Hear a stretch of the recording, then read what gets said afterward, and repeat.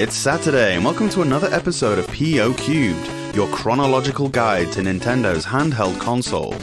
My name's DD Ash, and this week we're playing Bobble, Chibi Maruko-Chan, Okozukai Daisakuzan, Double Dragon 2, Koro Dice, and Painter MomoPie. Let's start the show.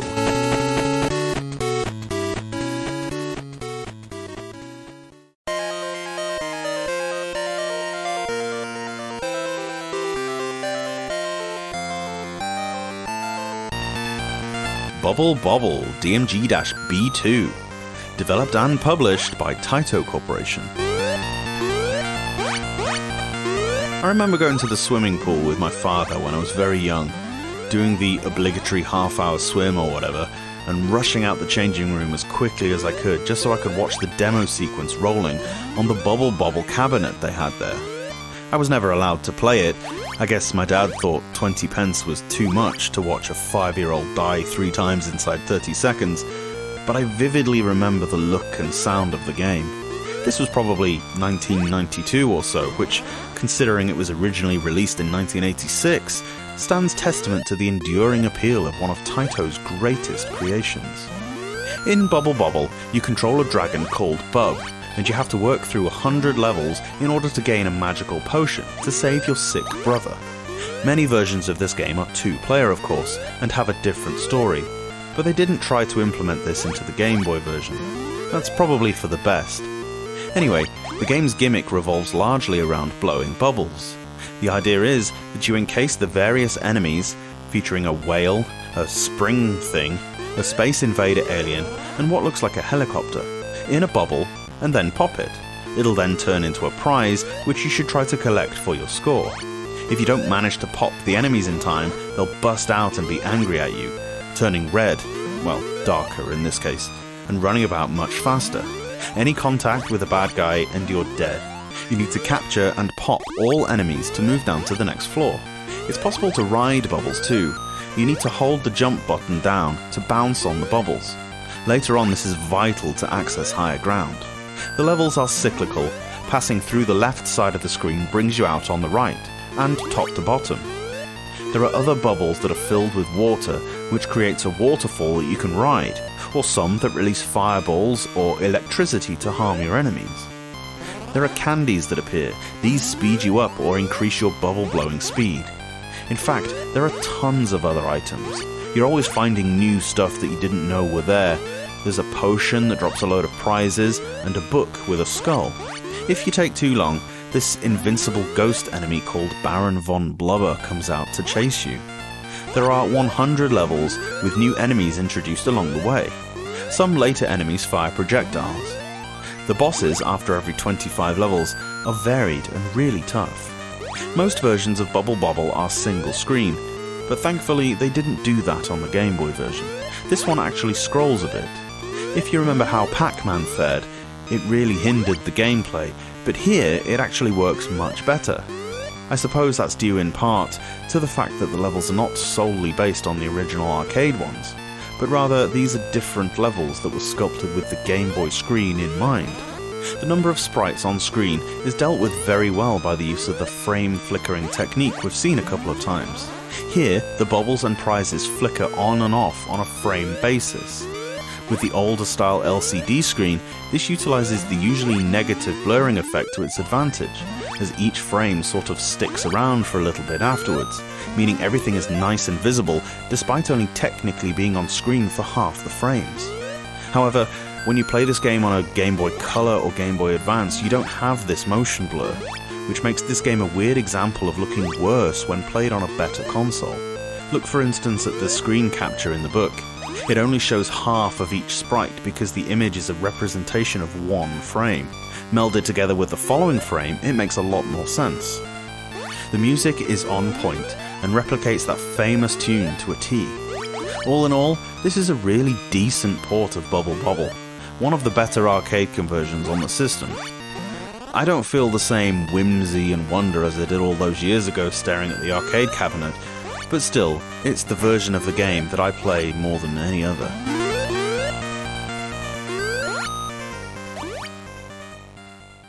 Ditanja. ファミコンでございますね。ちびまる子ちゃんウキウキショッピング。出たんじゃ。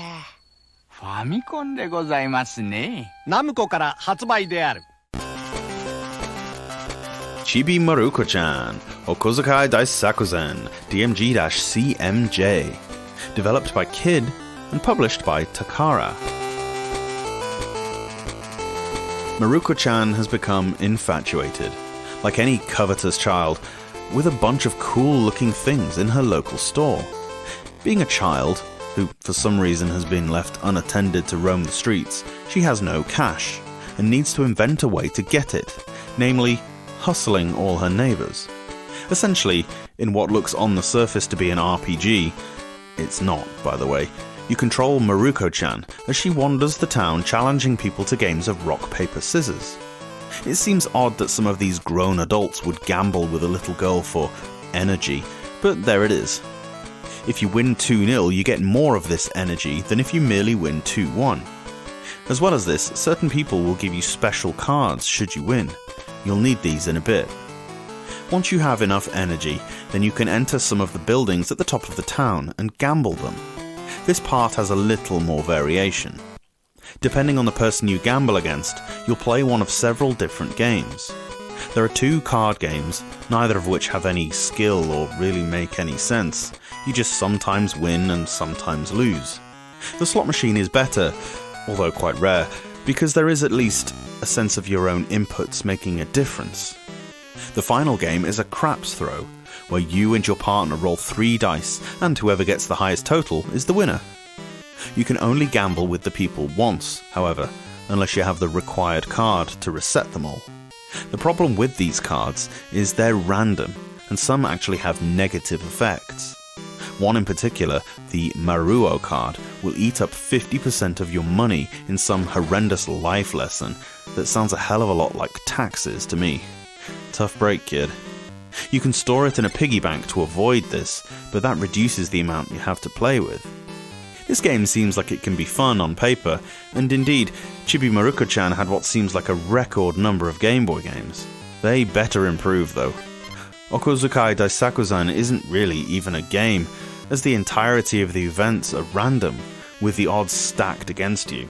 There's basically no thought or skill needed anywhere in the whole game, and its repetitiveness would surely alienate the children it was obviously marketed towards.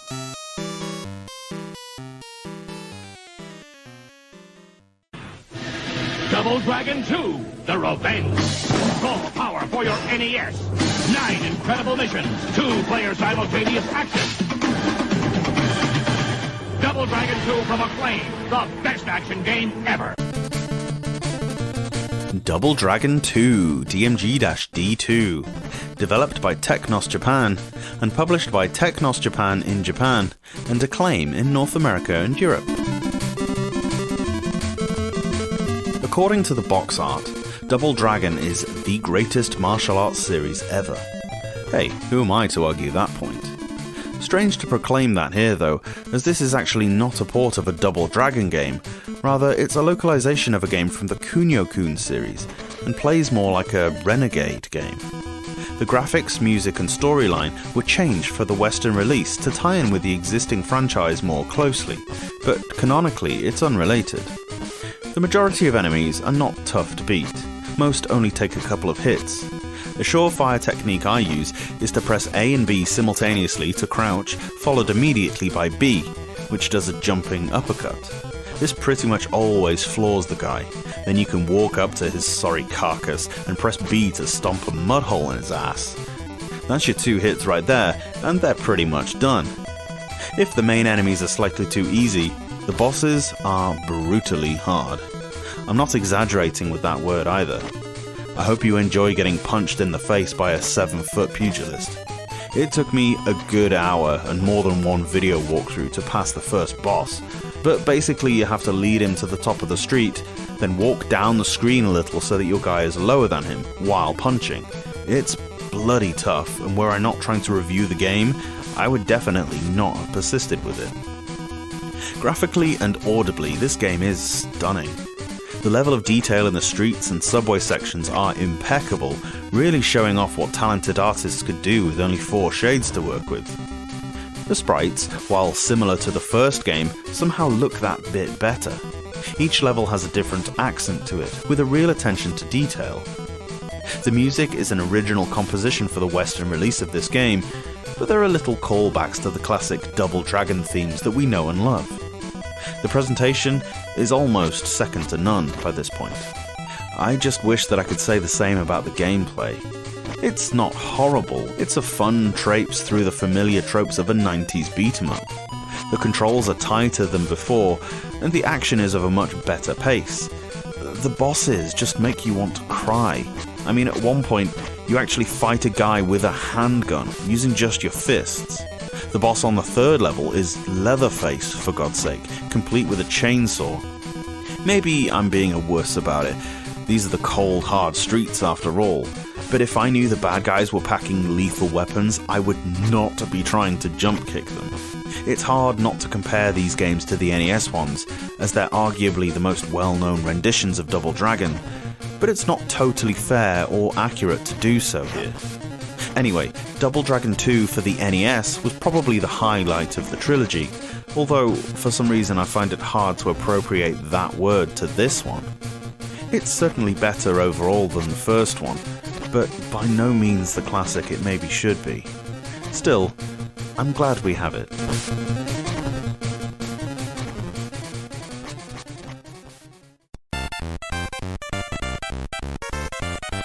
Koro Dice DMG-KKA, developed by A-Wave and published by King Records.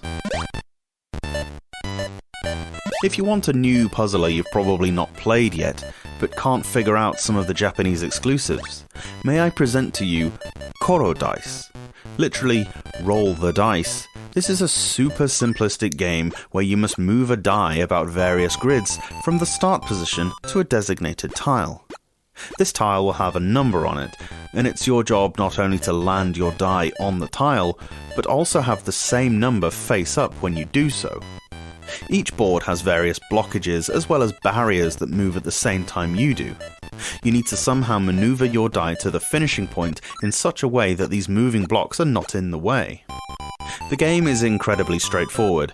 You'll get the hang of it immediately. It's great when you don't have to figure out the rules, as it gives you more energy to figure out the puzzle solutions. Some of the tiles have letters on, which do various things. An S tile will propel your die into the air, coming down on a different tile with a random face showing. Good if you're stuck and want to reconfigure the board. H tiles show up only at the very start of a level. They then become invisible. These are holes into which your die will fall, to reappear somewhere random on the board. Arrow tiles can be rolled onto from any side, but you can only leave them in the direction the arrow is pointing, after which the arrow will rotate 90 degrees. You can play the game in 3 difficulty modes. They're the same levels, but while easy mode is a free play, average mode gives you 3 minutes per level, and hard mode gives you only 1 minute. There are 50 stages regardless of the difficulty, with a password save every 5 levels, and a celebratory cutscene every 10. I don't bother playing on a difficulty other than easy because even without a time limit, some of the later levels get very tricky indeed. All round, a quaint little puzzler that kills a minute or 2. Recommended.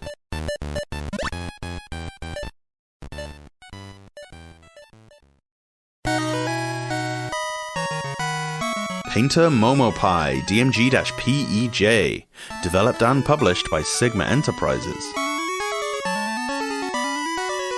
Intern witch MomoPie has been given the task of cleaning 33 whole floors of a huge castle on her own. It's amazing what you can get naive apprentices to do. This is a kind of Pac-Man affair, where you have to sweep every section of floor in these mazes, while avoiding or fighting the monsters within it. You do this by simply walking over them. MomoPie can earn various spells that help her to clean the castle faster by stopping time, speeding her up, temporarily turning enemies friendly, and so on. Enemies are not present in the mazes at first, but they teleport in periodically. When they do, They leave behind a temporary residue at their spawn point. This is equally as lethal as contact with the enemy themselves, but they also block the enemies, so you can use this to your advantage. Their movement appears to be scripted rather than a lot of these maze games where enemies will aggro on you. Here they don't directly come after you, and their patterns can be studied, if you can find a safe spot to do so. The levels are quite varied. You start in the kitchens and proceed through the castles to bedrooms, armories, and something called a Ruka room. The design starts off quite nice, but after a while it's almost as if the designers got bored. You'll see a lot of repeated tiles after about level 5. Also, there are scant few new enemies revealed as the game goes on. Some of them will dump a whole load of mess on the floor at times, which you also have to clean up. The maps get reused after a while, which is perhaps most disappointing. Paint and MomoPie is an interesting take on an old school concept, but one that sadly gets added to the list of mediocre titles that never ends up expanding on it. It feels as if the developers got bored halfway through and just copy-pasted the rest. This is the sort of game that has the potential to be really good, suited as it is to the Game Boy hardware, but a distinct lack of effort failed to capitalize on the excellent groundwork.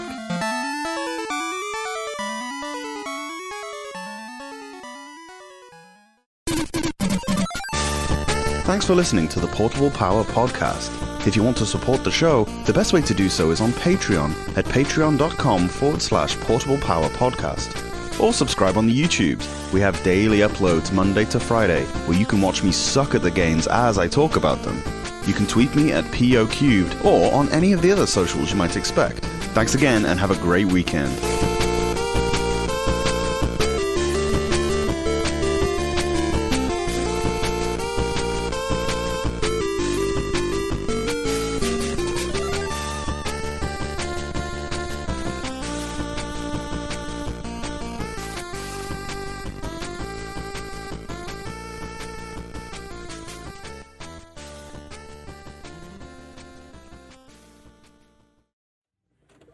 Another display that's very similar to this, and another gargantuan in size type display, is this one right here. On this one, we have both the NES and a Game Boy. On the NES side, I want to show you how to change the game pack and adjust the volume on this one. We haven't seen the NES before. Again, using your key numbered MM101, unlock the cover, lift it out of your way, and inside you'll see the Nintendo Entertainment System control deck. To change a cartridge, press your power button, lift the door, pop out the old cartridge, and take the new cartridge that you want to put in, label facing up, stuff it in there and push it down.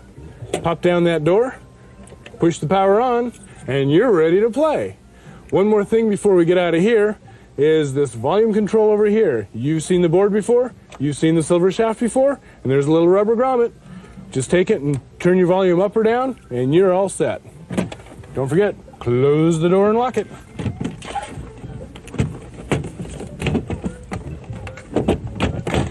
Okay, over here on the Game Boy side, again, this is all part of this one great display, and one more time, we put those really, really special electronics in here so you can see the game on the TV screen. The Game Boy down here is mounted into this cover. To change the game pack or adjust the volume, one more time, take that MM101 key, you ought to know that number by now, push it into the lock, unlock, the whole cover comes out, but be careful not to pull too hard, you'll yank all the wires out. Inside, you've got access to your Game Boy cartridge, and you've already seen how to change that out. Down here, you've got your electronic board with that real familiar silver shaft and rubber grommet. And if you haven't guessed by now, that is the volume control. When you're done, put your cover back on and lock the display up. Okay, time to move on. Jake's journey is almost over, but first I've got one more display to show you. Here we've got the 3-system interactive tower with the NES, Game Boy, and the Super NES in it. Let's take a look.